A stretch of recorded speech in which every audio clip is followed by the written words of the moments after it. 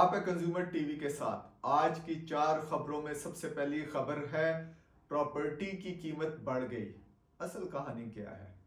दूसरी खबर की तरफ जाते हैं हम, जिसमें पीआईए की निजकारी है, उसके दूसरी निजकारी स्कीमों पे क्या असर हो रहा है।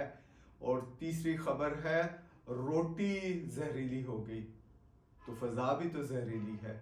ये 4 खबरें हैं। पहली खबर की तरफ जाते हैं।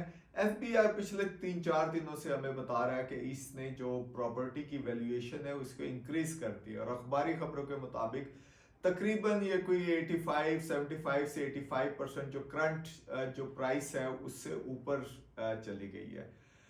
बात यह है कि सारी दुनिया में जो बड़े शहर हैं वहां से प्रॉपर्टी टैक्स कलेक्ट किया जाता है। पाकिस्तान में कुछ इसकी परसेंटेज कम है, लेकिन क्योंकि अभी आईएमएफ के साथ जो एग्रीमेंट किया है इसके अंदर काफी प्रेशर है, सो एफबीआर जहां जहां से ये टैक्स जमा कर सकती है वहां वहां तक जा रही है। लेकिन फिर भी अभी भी एफबीआर का जो अपना अंदाजा है वो देख रही है कि इन शहरों से जो ये इसने इंक्रीज की है प्रॉपर्टी की प्राइसेस, इस इंक्रीज के बावजूद वो कोई 200 बिलियन के आसपास कमा सकती है। लेकिन जो एस्टिमेट है जो ओवरऑल आईएमएफ या वर्ल्ड बैंक वगैरह का है वो कोई 800 बिलियन या 800 अरब के आसपास का है। क्या एफबीआर वहां तक पहुंच सकेगी? अच्छा, जब हम ये देखते हैं वैल्यूएशन के, तो ये टेबल्स आपको एफबीआर की वेबसाइट के ऊपर नजर आते हैं। काफी सारे अभी शहरों को तो इन्होंने अपडेट कर दिया है जिसमें 2024 की प्राइसेस आपको नजर आ रही है, लेकिन काफी सारे शहरों के अभी तक अपडेट नहीं हुए, जैसे इस्लामाबाद का अपडेट नहीं हुआ।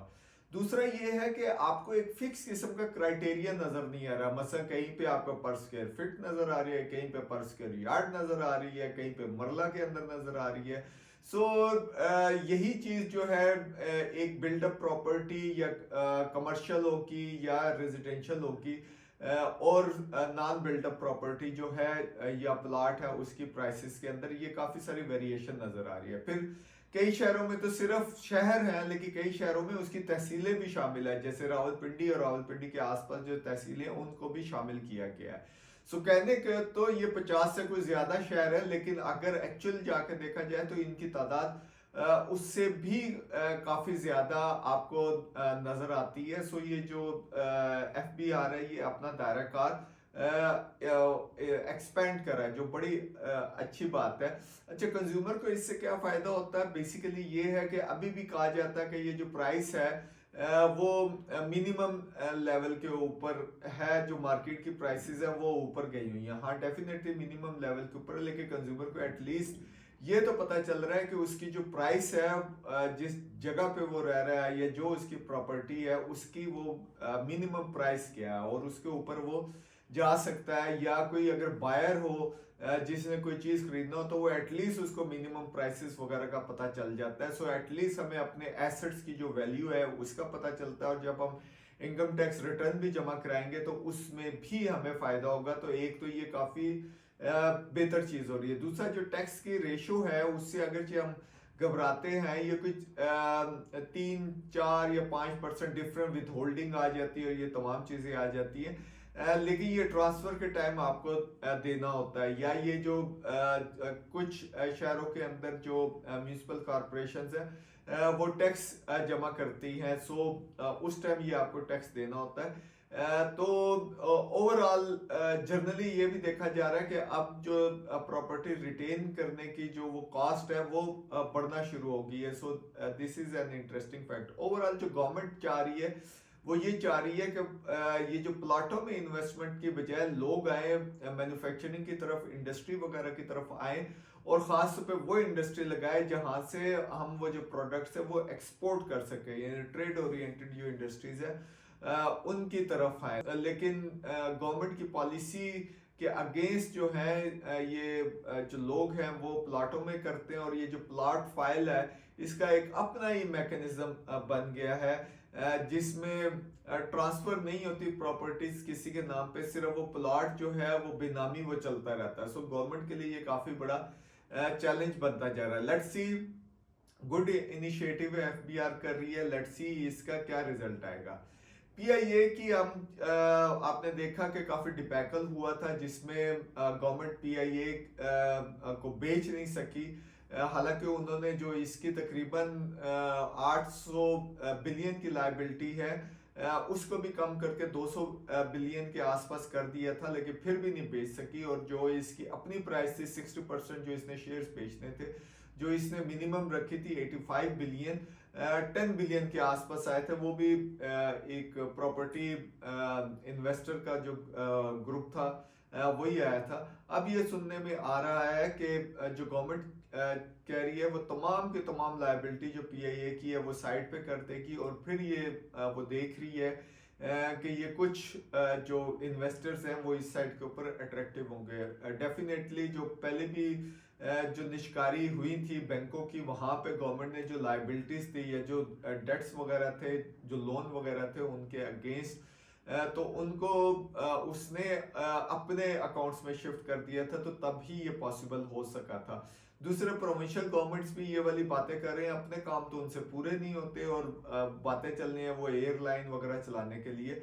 वैसे भी आजकल जो दौर है उसमें नई एयरलाइन खड़ी करना आसान है बनिस्बत किसी दूसरी एयरलाइन को खड़ा करना, और ख़ास तौर पे देखें जबकि फेडरल गवर्नमेंट खुद फेल हो चुकी है डिस्पाइट इट्स ऑल रिसोर्सेज कि वो पीआईए को एक प्रॉफिटेबल एंटिटी बना सके। हालांकि काफ़ी सारी गवर्नमेंट्स इसमें आई हैं, लेकिन फेडरल गवर्नमेंट फेल हो चुकी है। तो प्रोविंशियल गवर्नमेंट आके यहाँ पे क्या करेगी, जिसके फेडरल गवर्नमेंट्स के बराबर तो रिसोर्सेज नहीं होते। तीसरी खबर ये हम आपको ऐड दिखा रहे हैं, ये पंजाब इन्वायरमेंट डिपार्टमेंट का ऐड है जिसके अंदर उन्होंने लिखा है कि it is not the bread that you take home, it is cancer. Basically वो ये कहना चाह रहे हैं जो आप रोटी पॉलीथीन के बैग में लेके जाते हैं तो ये कैंसर कॉज करती है, लेकिन जब आप ब्रेड की बात कर रहे हैं और इमेजेस वो दे रहे हैं, रोटी के इमेजेस दे रहे हैं, लेकिन आप तो ब्रेड भी दे के जाते हैं। आप ये जो डबल रोटी होती है जो कॉमन जुबान में कहा जाता है, वो भी प्लास्टिक के बैग के अंदर होती है।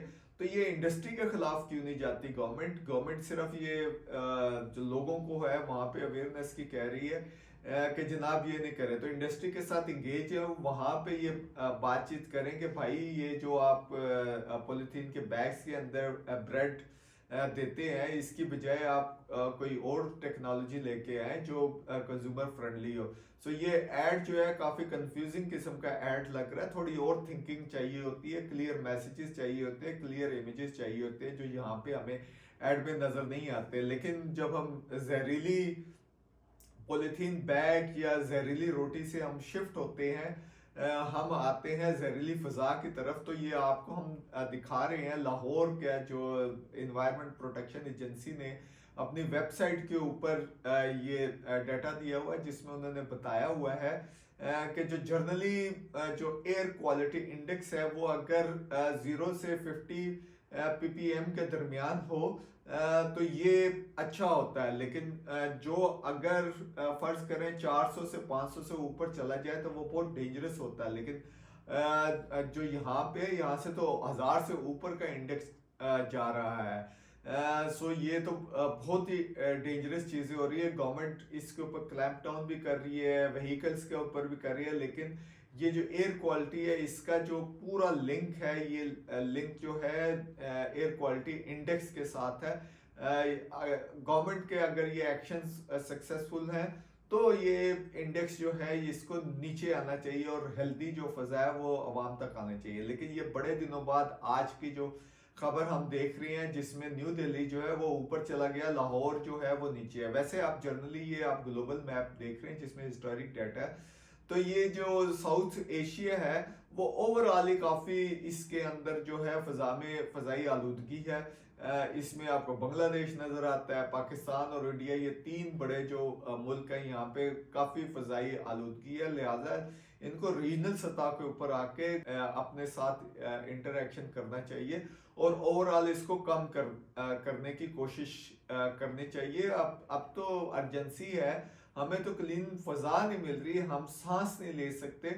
और दूसरा ये अभी इंडिया में कोई दिवाली हुई है तो उसकी वजह से ये जो पटाखे वगैरह बजाए हैं उसकी वजह से जो न्यू दिल्ली का इंडेक्स है वो फिर जो एयर क्वालिटी इंडेक्स है वो ख़राब हुआ है। और ये देखें न्यू दिल्ली बड़े दिनों बाद लाहौर से ऊपर चला गया। सो इसको वो देखते रहे हैं। बी केयरफुल, जो भी गवर्नमेंट आपको कह रही है मास्क का इस्तेमाल करें।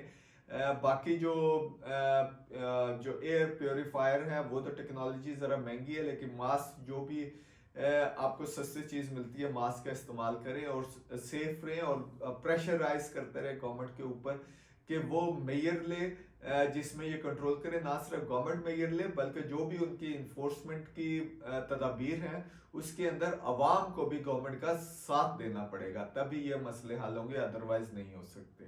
देखते रहिए कंज्यूमर टीवी।